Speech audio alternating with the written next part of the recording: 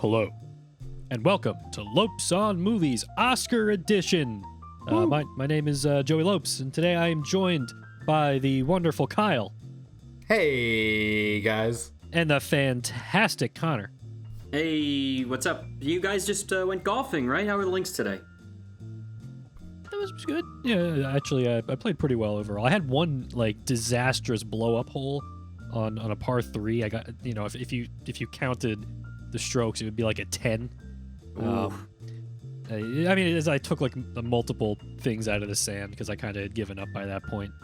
It was really hard to watch. Yeah, it was pretty embarrassing. Otherwise, though, I thought I played pretty well for my general skill level. How'd you do, Kyle? I played about as well as the Oscars did. Which is Perfect. not very well. I saw a thing on Twitter that listed the viewership of the Oscars, which has been pretty much continually declining down over the past decade. But this year was more than a 50% drop off. So if last year was 20 million or whatever it was, then this was 8 million or so. I think it went from 23 to 9. Yeah, it's real bad. Yeah, I mean, they were expecting it to be bad, though. Yeah, there was nothing they could do about it. I mean, Right. let's face it, this year was doomed from the start when it came to the Oscars. I mean, nobody saw any of the movies that were nominated for things for the most part. Because I mean, really, for the most part, the nominated movies weren't even available to stream until a month ago, or much. maybe a little bit more than that. It's also a bizarre way that they did it, too, by extending the time that movies were eligible. So a lot of the movies that were nominated didn't even come out in 2020. Yeah, that's true. Yeah. or What no was one the could see them. extension actually? How far did the extension go? Do you remember? I think it went to March. It was Did it go all the way pretty. to March? Wow. It was pretty late in there, so it was kind of 2020 plus the first quarter of 2021 Oscars. Greg Turkington would be proud when they do mid-year Oscars. So if they just did 2 a year, we'd be No, good. that's just a fantastic idea. Well, I guess we can sort of do our Oscar recap. I mean, we are some of the least qualified people to do an Oscar recap Easily. out there because, I mean, at least me and Kyle, I know for a fact, did not see any of the movies that were nominated for Best Picture. Nope. And, it's not like we couldn't. The movies were available on demand, but you got to pay $20 to watch Minari or something. It's oh my god, and the other thing for me was I got this whole thing. I asked a brief story. A coworker of mine, Alex, he always tells me to watch movies. He's a big movie guy. He always gives me movie recommendations, and I never ever watched any of them. I would just oh yeah, it sounds good, and then I would just forget about it, never watch it. And at some point, he mentioned that to me. I was okay. If you give me a list of 10 movies to watch in the month of April, I will do it. I'll watch all 10 movies. And I promptly forgot about the fact that I said that, and then that night he sent me a list of 10 movies. So pretty locked in at that point. You can't go back on a deal like that. I mean, So you can, but I don't know. I want to be a man of my word. At least make an honest effort at it. So whenever I wanted to watch a movie this month, I felt like I had an obligation to watch a movie from this list. Not one of the Academy Award nominated movies, but come on. If a movie on that list was Paths of Glory, the Stanley Kubrick movie with Kirk Douglas, and it's I'm gonna choose to watch Nomadland over that. Come on. Hey, Nomadland was the big winner last night. Yeah, but come on. Yeah, I mean, it You was know what I'm saying? what it Come on. was. Yeah, and look, the movie might be great, might be phenomenal, but at the end of It's the day, almost definitely bad. I don't think it's. I don't know. I doubt it's bad, but but the point is when you're trying to think of stuff to watch, it's Stanley Kubrick movie, classic, Kirk Douglas, or Frances McDormand in a RV, works for Amazon or something. It's oh man, I don't Yeah, she'll work for Is Amazon. that the here plot and of there. Nomadland? Yeah, that is Sort the of. plot. Sort of. So Interesting. it's one of these introspective kind of movies. It's Nomadland was very. It's good, but it's also very boring. Like it's shot. Yeah. It's shot well. It looks nice. There's some nice vistas.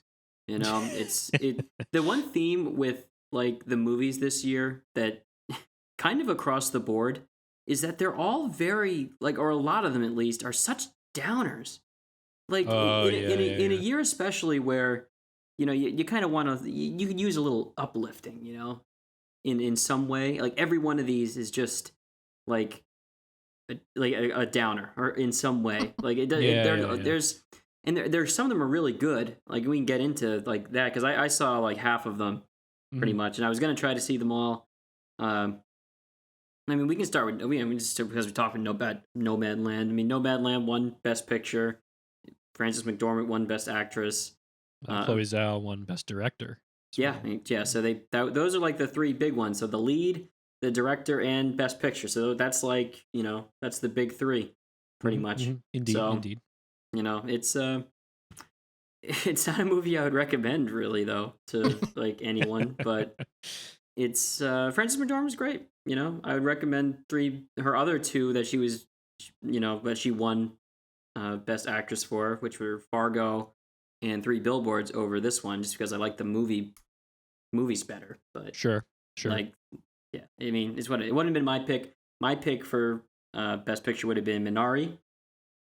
Everybody says it's really good.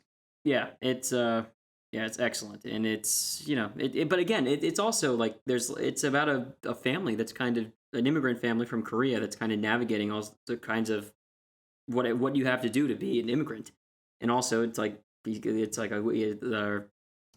is like a crop, right? So it's like they kind of find a spot that would be good to plant, but they want to be farmers. Like so, Stephen Yeun plays like he moves his family to America because there's like he wants to start a farm. He has to find the land and stuff, and then these kids, and then they bring over his wife's mother to live with them from Korea, and her name is Ya Jung Yoon, who I think is the most interesting part of the Oscars. I think that was the best moment was her she winning. Won. Yeah, her winning. Yeah, it's she really loved Brad Pitt. Okay, so I want to. Wait, was there a bit there? Do you know about this? What this whole thing was? What? No. Okay, so I want to talk about this. Okay, I'm completely out of the loop on this. Yeah, so this is one of those things that the media just takes off and runs with whenever Brad Pitt is in something. So the media created this like false story that she was like flirtatiously mentioning Brad Pitt, who was presenting the award because he won Best Supporting Actor the previous year, so he presents the award, right? Right, yeah. To the Best Actress nominees for the next year. And so this is what she said when she got the award. It's actually hilarious. She's amazing. She goes, "Brad Pitt, finally. Nice to meet you. Where were you while we were filming in person?" And then she says, "I'm very honored to meet you." So everyone starts laughing after that, thinking that she's like flirtatiously kind of going after Brad Pitt a little bit. Okay. But really, Brad Pitt was an executive producer on this film, and he never showed up to the set. Okay. So she's saying it more like, "Oh, Brad Pitt, finally! Like, why didn't you show up while we were filming?" Oh, that's great. Which is like hilarious. But like, no, like I've seen I was going through a bunch of articles today because I thought this was hilarious because I knew that he was an executive producer because when I saw Minari at an advanced screening, it came up right away like Brad Pitt, executive producer. I was like, oh, so he something involved. But it must have been an ongoing bit on set that he was just never there. Or maybe I'm sure it's maybe not that like aggressive, but no, it wasn't aggressive funny. at all. It wasn't aggressive. Right. It wasn't aggressive at all. But then she also said, "I'm very honored to meet you." After that, but to me, they missed like the joke there. Like he was. That's the whole thing is that he was an executive producer, just wasn't there. Sure. But like everything I seen was like, oh, she loves Brad Pitt. Yeah, exactly. Oh, see, she's just like all of us, like fawning over Brad Pitt. And that's not what happened. Also, maybe that was like America like 20 years ago. I mean, we like Brad Pitt now, but he's not exactly like, the young dashing star Brad Pitt. Dare you? Yeah, I'm gonna so I don't know. I was gonna bring that up too. So I hope that Brad Pitt is still considered cool. I think Brad Pitt's still cool. Well, Brad, But he's like cool. when Yeah, he came out too, and he had his hairstyle, which was making waves. That's the same hairstyle I have now. So I'm like, oh, me and Brad Pitt are on the same page.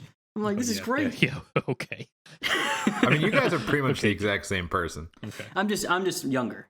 Well, to be fair, You're a younger Brad Pitt. That's what we always call you. Kyle, stop, Kyle. To be fair, I definitely have been trying to lean into like the John Wick look lately because I kind of got like similar Keanu Reeves hair. So we all do it. We're all guilty of. But you see, here's cool the thing, people though. in movies. It wasn't that I was trying to look like Brad Pitt. It's just that Brad Pitt happened to look exactly how I did. He was trying to look like you. Is what? No, well, he didn't. I don't think he know. I think we're just on the same we're just vibing. Wavelength. Okay. Yeah, same wavelength. Yeah. Okay, sure. Yeah, but anyway, I thought that was funny. That the whole, Well, it's funny. Where were you? It's funny you bring that up because like I was basically kind of watching the Oscars this year. I pretty much saw none of the speeches because I was like going back and forth between watching the Oscars and watching, of course, the On Cinema at the Cinema Oscar special, which I don't like. I want to talk about this on the show, but at the same time, I have no idea how to even start talking about the On Cinema at the Cinema Oscar special or what that even is. Like, Connor, do you have any idea how where to begin for somebody that doesn't know what we're talking about? Sort of, and I've tried to figure this out myself to explain this to people because I watched this too. I had both screens going. The On Cinema Oscar special, and the On Cinema universe in general is like satirizing people like us who are doing this this like, a little review bit stuff. Yeah. It's evolved into so many different levels, and it kind of also streamlines with like pop culture today and like things that are going on in current events and all sorts of different schemes, and there's like this great universe and all these cast of crazy eccentric characters that just it's done well. I mean, it's done by Tim Heidecker, who is the lead, and Greg Turkington. People don't know Greg Turkington. Most people know Tim Heidecker, I think, if you're into some comedy stuff. But yeah. It's they're satirizing like film reviewers and stuff. But that's certainly where it started. It's kind of like gone off in some other directions. Yes, I mean they've been doing it for like 10 years now. Now it's in like I don't know how to describe it now, but it's amazing. The point is like the original idea for On Cinema at the Cinema was like Tim Heidecker and Greg Turkington were working on this movie called The Comedy, I think, which you may have heard of. And around that time, while they were working together, like every idiot was starting a podcast about whatever, right? And they would see these podcasts that every single comedian, every single person out there was starting, and they would all just be like so like vapid, and they didn't the people doing the podcast didn't really know that much about the subjects they were talking about. It was basically so they see this and they're like, why is everybody starting a podcast? Like it's just like a trendy thing to do, I guess. So their idea was like, let's start a podcast and just be awful, like just be terrible at what we're supposedly doing. So the idea was to do a movie review podcast where they almost never talk about movies, and the times they do talk about movies, their analysis is awful and embarrassing and well, really, or more that they just have nothing to say. Right, and at all. Ultimately, what matters more is that they through this podcast, they can kind of play these like weird, awkward characters that are. It's funny that they decided the characters in the podcast are going to use their names. So like it's Tim Heidecker and Greg Turkington on the podcast, but like the two of them are playing like these completely ridiculous caricatures of themselves that like almost have nothing to do with themselves at all. Like Tim Heidecker is like a crazy like blowhard idiot, like lunatic, and Greg Turkington is like a guy who claims to be a movie expert, but like he's obsessed with like the dumbest minutia, like whenever when it comes to like knowing anything about movies, he'll always like give you the runtime of a movie, and he's particularly obsessed with the runtime now. Yeah, and he's obsessed with like he won't watch Blu-rays. He only thinks VHS tapes are like the the ideal like form of watching movies. I mean, they are, Um, but, whatever. whenever and he has this segment called Popcorn Classics where like he'll bring in like some movie that's like supposedly a classic and it's always some terrible like rom-com from the 90s and early 2000s. So it's a really it's so hard to explain the bit because you gotta watch it because after the podcast they decided to like kind of up the ante a little bit and make it like a YouTube series with Adult Swim. And from there it's just developed this like insane cult following, and every year as far as they've been able to, they do a live show during the Oscars, the On Cinema Oscar special, and it's just like a complete insanity of these two comedians just like in character doing the craziest stuff. I mean, it's one of the greatest works of comedy of the past. Oh yeah, like 2 decade or whatever. Like I to me, it's such a fascinating piece of work and just endlessly funny. And it's, yeah, like I love it so much. Multi-layered. It's Twitter, YouTube. It's just now they have their own like network because Adult Swim canceled all or just got rid of all of their online streaming content. Yeah. So they kind of like formed their own thing, which is it was really successful. They got it. Oh yeah, it was. Yeah, it was so successful. It crashed the site a few times because of how successful it was. I don't think they were expecting that many people to come in. But I mean, the good thing is like the whole original On Cinema at the Cinema series, I think seasons like 1 through 10 or 11 or something are all still on YouTube. Like you can just find it, Google it, watch it. And, if for a certain kind of person, if you go down the On Cinema rabbit hole, you'll be very entertained for a very long time. Yes. And yeah, I mean, so the point being, like, I had the choice between watching the Oscars, which I usually watch every year, but this year I just have so little investment because I saw none of the movies, or I focus more entirely on the On Cinema Oscar special. And for me, it was a no-brainer. So like all these speeches, all these awards given out, everything going on, like I could barely pay attention. I barely saw any of it because I was just too busy like laughing hysterically at the insane antics on the On Cinema Oscar special. Yes. Yeah, well, I watched about like 2 minutes of the actual Oscars, and the entirety, pretty much, of the On Cinema Oscar special. Yeah, exactly. I go where the entertainment is, Exactly. Mm-hmm. And all I hear from everybody is the Oscars this year were boring, man. Like, yeah, they're bad. It was a very, very like sterile like production. It was just like one after the other awards, no jokes. Like they didn't try to do anything like fun like they've done in the past. And like usually it's embarrassing, but it's like they make an effort. They try to do something to make it more of an event that people at home might enjoy watching. But this was literally just like if just you kind of peering in on an awards dinner for a company. It's basically definitely looked like that. Yeah, right. Like it looked so low budget and it felt low budget, just joyless. Yeah, where's Billy Crystal? Yeah, exactly. Get Billy Crystal back to do his Oscar songs. I wish I was like, not like 5 years old when the Billy Crystal Oscars were a thing. I don't know when he hosted the Oscars, but you see those like images of it online. It's just, oh man, if only I could have been there and witnessed it live. On Cinema makes me feel like I experienced some of it. That's true. That's true. Yeah. Well, How about we shift gears then? Because I agree. So they didn't do. Lead us in. I'm going to take so they didn't do 2020 right. They extended it an extra quarter, whatever. So we're going to do right now the Lopes on Movies 2020 Best Picture Award, and to be eligible for this award, the movie had to come out in 2020, right? Okay. It had to be covered on this show. Okay. So here's the nominees, guys. Okay. The Invisible Man, Capone, The King of Staten Island, Tenet, Bill and Ted Face the Music, Soul, and Borat's subsequent movie film. Those are the Lopes on Movies 2020 Best Picture nominees. So, we were killing it this year. We dropped the ball so bad, guys. Oh man, what kind of movie show are we? I mean, it's pretty clear who wins this. I mean, so I guess we're gonna have to just go like one by one. I mean, what's the winner? Like, what's your winner, Kyle? What do you think? Yeah, It's Kyle, Capone. Shut Okay. up.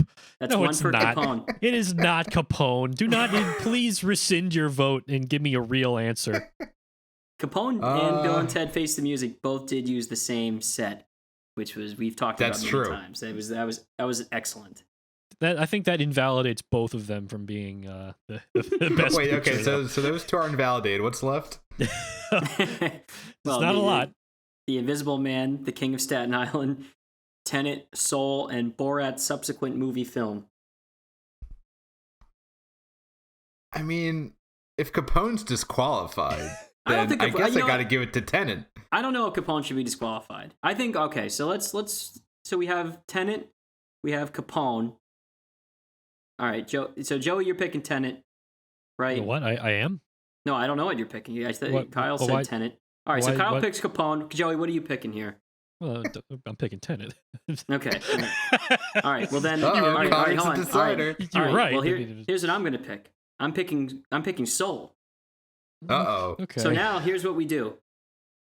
We have to, eliminate everything else, and now you can't pick the same thing you picked before. So that'll decide who wins. What?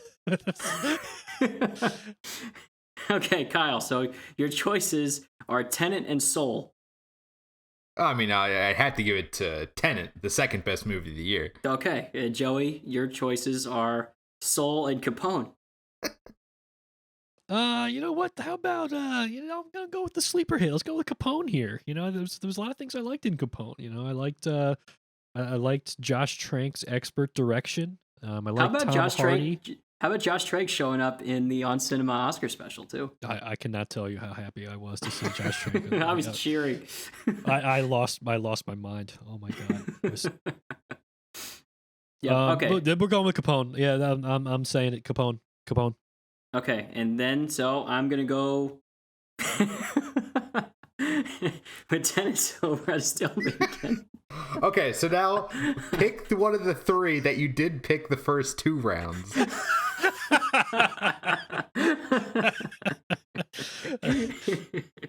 Oh man, look, I think this is stupid. This is dumb what we're doing. Of course it is. Yes, it is. Very dumb. I feel like the answer of the movie that we all collectively liked the most this year was probably Tenet, right? Yes. Yeah, I feel like it was Tenet. I feel like it's probably Tenet. And Tenet got no respect. Got no respect No. this year. Everybody was so angry at Christopher Nolan for wanting to open his movie in a movie theater during the pandemic that they they already hated Tenet before they saw it. And then when they did see it, they were like, I didn't understand it. Terrible movie. 0 out of 5. Awful. It's like, the movie was kind Tenet of just cool. got washed away. How did Tenet not get nominated in this field of movies? I know, for the right? It's Oscars? crazy. Like, It how? did win an Didn't Oscar. it win something? Yeah, it won. It did. It won Best Visual Effects, but Which like, it earned best visual effects, I would say, easily. But yeah, I don't know, man. Like Tenet got no respect. It really deserved. It deserved better than what it got. yeah. Well, I'm sure Christopher Nolan hung out with Zack Snyder because they're apparently really good pals. And kind of they consoled each other while they were watching the Snyder Cut. Yeah. I can't even imagine that image of just like Christopher Nolan. That is I can't imagine that friendship really, but I guess Zack they're Snyder's both just a fun guy. both WB guys, They're Yeah, both, yeah. That's just through how and it through. goes. All right, so how about we do one more thing, and it's Sure. best movie watched in 2020. So it can be anything that you watched. It had something new that you watched in 2020. The best thing you watched didn't have to be a movie that came out in 2020. It's the best thing you watched. Man, that's actually kind of tough because in 2020 I kind of made an effort to watch like more movies than I had been watching the previous years, if you know what I mean. Because Mhm. they talk about this all the time. In college I watched like 100 movies a year, and then like after graduating it just like dipped way down. So in 2020 I tried to like bring that back. Watch I watched like 40 something movies in 2020. So it was good, but I don't know, man. I feel like it has to be one of those Hitchcock movies that I was watching, like Notorious or The 39 Steps or something like that. Like those movies are just so great. and, like, it's just me on my Hitchcock stuff again. Yeah, those are all good choices. We watch a bunch. Always talking about Hitchcock. All right, Kyle. Then what's your favorite movie you watched in 2020? Is it Harry Potter, like Order of the Phoenix? Oh man. I did not watch a lot this past year. In fact, I barely watched anything. I think everything that we talked about I've watched, so I'm gonna have to give it to Cellular. Hey, I'm okay with that pick. Cellular was a hey, Lewis Litt from Suits was in it, and he was great. Yeah, that put Captain America on the map.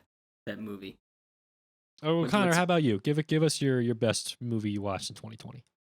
Mine's Anatomy of a Murder, directed by Otto Preminger. Like that movie, I thought was excellent. I studied law at some point. Jimmy Stewart, excellent murder trial case that's very interesting. Where you're not exactly you don't the actual murder that happened, whether it did or not, is not really what is the story here. You're just kind of rooting for the result, and it's a very interesting movie. Oh my god, it's so good! Such a incredibly well written movie. Like, it blows your mind how intricate that script is, and just how perfectly constructed the whole thing. So basically, what we're saying is, like, you should watch movies from like the 50s, and you should watch like bad blockbusters from the early 2000s. Yes, those are the two. That genres. really is all you need. That's really all you need if you're interested in movies. Because let me tell you something, 2020 was not a good movie year. I'm just gonna say it right now. It was. When we go back and look at this year, 10, 20, 30 years from now, we are gonna forget it was even a thing. None of these movies are gonna last. Not a single one of them past like this award season. So you got to find your joy somewhere else. You know what I mean? You got to get something else. How funny was it when Greg Turkington brought up that he's working on the script for Mank 2 in the On Cinema Oscar special? That says it all, man. That says it all. I don't know what it says, but it says something. Mank 2. Also, can you just talk about how Mank got robbed? Well, he thought Mank was going to win. That was his. I know, it should have won. Yeah. You haven't seen Mank. You didn't like. I don't need to see Mank to know that it's the most important film of my generation. I don't think there's not a single person on earth who thinks Mank is an important film in any capacity. But what can I say, guys? We're closing out 2020. 4 months late with the Oscars here, and here's to 2021. A better year for movies. We already got movies like Nobody and Voyagers. Oh god. We got a long time. But this is how it works, a lot of year though. left. The movies come out. There's some good ones that usually come out in the summer, and then once October comes around, then that's when stuff starts to really come out. Well, I just can't wait for that moment. Movie theaters are going to be back. Movies are going to be good again. Oh man, I hope. We'll see you next week, everybody.